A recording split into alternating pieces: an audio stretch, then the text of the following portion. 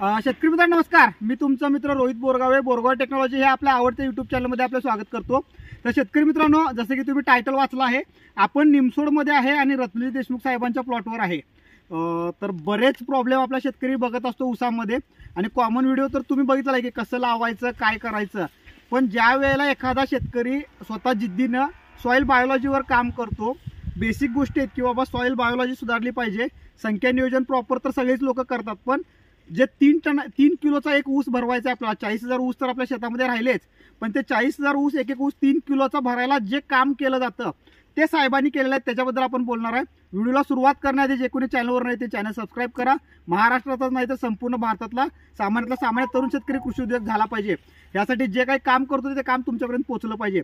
Borgave technology शेतीमध्ये संशोधन, मार्गदर्शन, भरपूर उत्पादन, नवनवीन संकल्पना, फक्त आणि फक्त शेतकरी प्रगतीसाठी.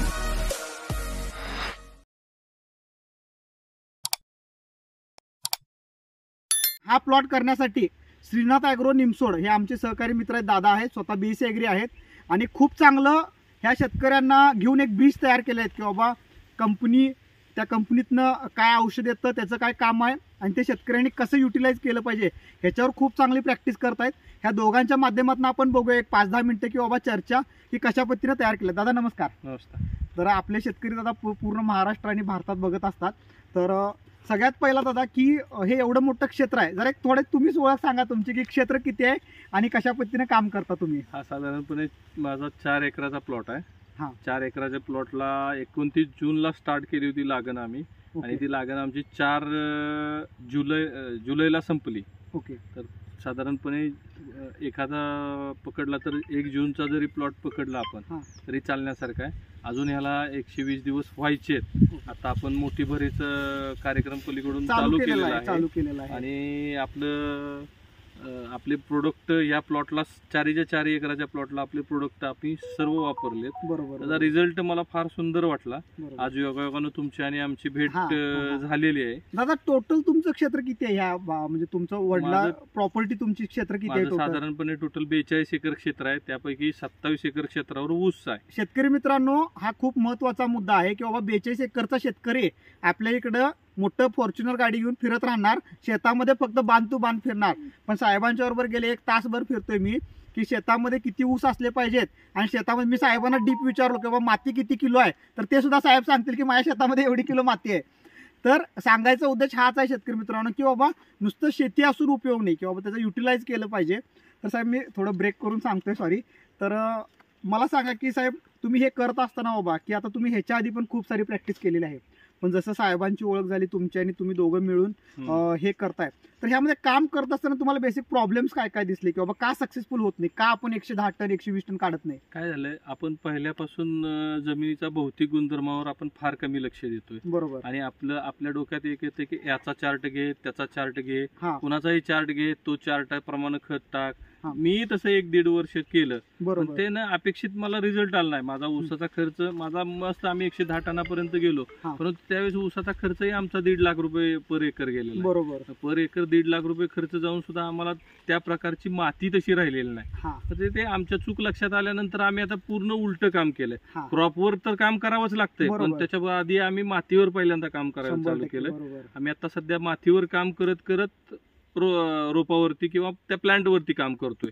तर आता पहिल्यांदा मातीवर काम करत असताना एक दिवस असे आमची लागण चालली होती, तुमचे रिप्रेझेंटेटिव्ह त्यावेळेस आले, आणि माझ्याकडे स्लाइटली अगदी एक पुडा पडलेला बघितला होता बॅक्टेरियांचा. तो बॅक्टेरियांचा काउंट त्यांनी बॅक्टेरियाबद्दल त्यांच्या सांगितलं, तुमच्या बॅक्टेरियांबद्दल सांगितलं. त्याच मी त्यांना सडन म्हणलं की तुमच्या ह्या कंपनीपेक्षा तुमचं कसं काय जास्त असू शकते, ते सगळी कंपनी डेस्कटॉपवर बनवते, सगळं बनवते. तर त्याच्यानंतर त्यांनी मला तुमच्यापासला एक पाऊच होता तो त्यांनी दाखवला, की मला सांगितलं की या कंपनीचा हा काउंट आहे आणि माझ्या कंपनीचा हा काउंट आहे. तर मी त्यांना हाच प्रश्न केला की हा काउंट मिळेल का? जर मिळणार असेल आणि त्याचे ओरिएंटेड रिझल्ट येणार असतील तर मी वापरतो, अदरवाईज मी वापरत नाही. 100%. त्याच्यावर त्यांनी खात्री दिली की बाबा तुम्ही हे 4 एकराला 2दा फक्त 2 बॅक्टेरियाचे डोस आहेत तुमचे, ते सोडून द्या. त्याच्यावरती रिझल्ट काय येईल तर तुम्हीच आम्हाला सांगा. तर त्याप्रमाणे मला बॅक्टेरियांचा रिझल्ट उत्तम वाटतोय. बरोबर. दुसरी गोष्ट, आम्ही मातीवर काम करत असताना काम करत होतो तरी सुद्धा ह्या बॅक्टेरिया सोडल्यापासून किंवा ह्या बॅक्टेरियांचा तुमचा उपयोग केल्यापासून जमिनीची जी हेल्थ आहे हा की अगदी जमीन एकदम ओली आहे, बरोबर, पण आता हातात घेतली तर डायरेक्ट माती माती या हातात येते. स्टेजनं हातात येते बघा माती. हा आणि माती एकदम अशी भुसभुशीतपणा मातीचा झालेला आहे ओके. तो फार मोठ्या प्रमाणावर आहे. खूप चांगला आणि झालेला आहे. नुसता मातीचा भुसभुशीत प्रमाण फार मोठ्या प्रमाणावर नाही तर माझ्या 4 एकराच्या प्लॉटला आम्ही ऊस 1.5 फुटावर लावलाय आणि 5 फूट सरी आहे.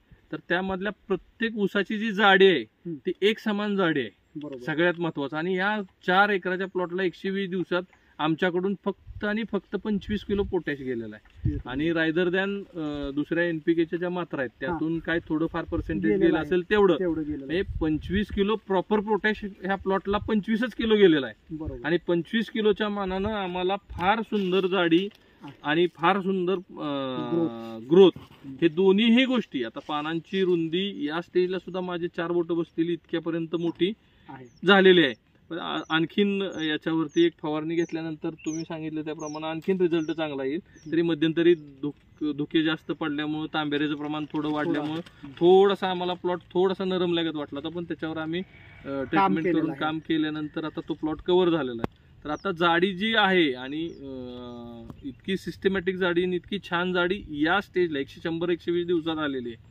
तर त्याच्यावरून आम्हाला वाटतं की आता मोठी भर घेतल्यानंतर पोटॅश सोडल्यानंतर परत ज्यावेळेस आम्ही सगळ्या बॅक्टेरिया सोडू त्यावेळेस आणखीन चांगला रिझल्ट येईल आणि त्यात काय शंका वाटत नाही. आता शेतकरी मित्रांनो 2 पॉईंट साहेबांचे तुम्ही ऑब्झर्वेशन केला असणार ऐकण्यातनं. तर पहिलं महत्वाचं आहे की सुरुवातीला 1.5 लाख रुपये खर्च करून 100 टन उत्पादन काढलो, पण ह्या 1.5 लाखामध्ये माझा वैयक्तिक प्रॉफिट रेशो किती आहे, नेट प्रॉफिट किती आहे ह्याचा अभ्यास केला पाहिजे. माझं क्षेत्र जास्त आहे, मी वाटेल तसं कोण मला 4 लोक येऊन सांगितले आणि खर्च केलो ह्याला मुद्दा नाही, तर ह्याचं श्रेय जातं श्रीनाथ ॲग्रोला, कारण का त्यांचं कॉस्ट कटिंग पहिला केलेलं आहे. दुसरं महत्वाचं की आम्ही थोडं क्रेडिट घेतो की आमचा स्टाफ येऊन बॅक्टेरियाबद्दल माहिती सांगितला, टेक्स रायझ आणि टेक्स एनपीके, आणि माहिती सांगून वापरून त्यांना रिझल्ट आला. अगदी सॉईल हातात घेऊन त्यांनी माती दाखवले.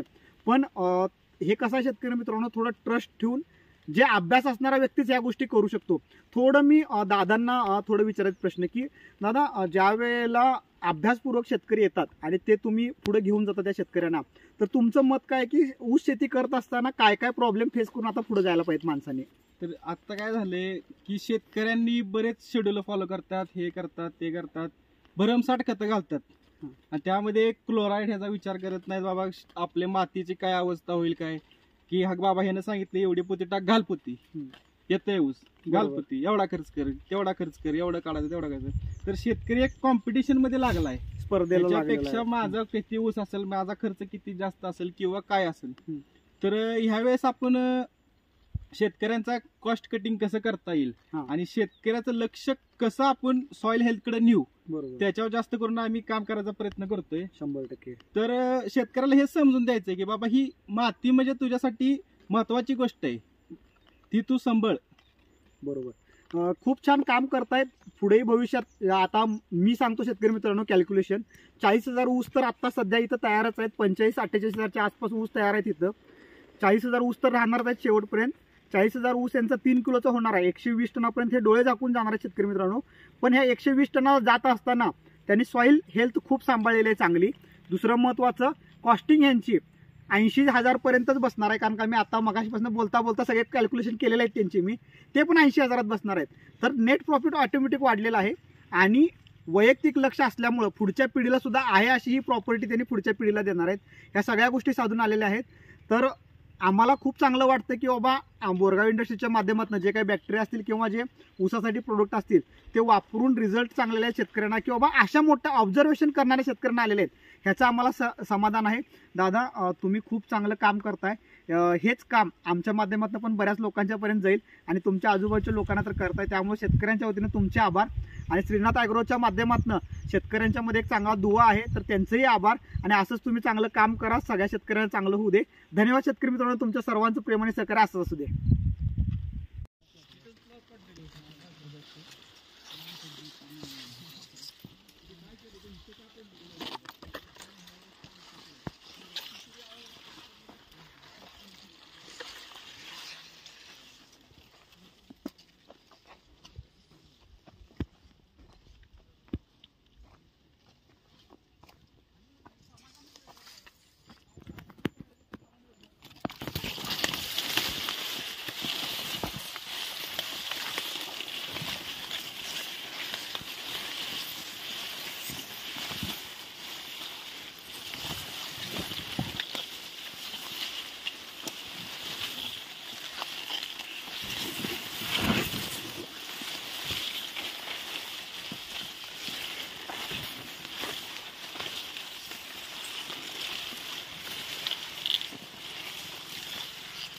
बोरगावे टेक्नॉलॉजी शेतीमध्ये संशोधन, मार्गदर्शन, भरपूर उत्पादन, नवनवीन संकल्पना फक्त आणि फक्त शेतकरी प्रगतीसाठी.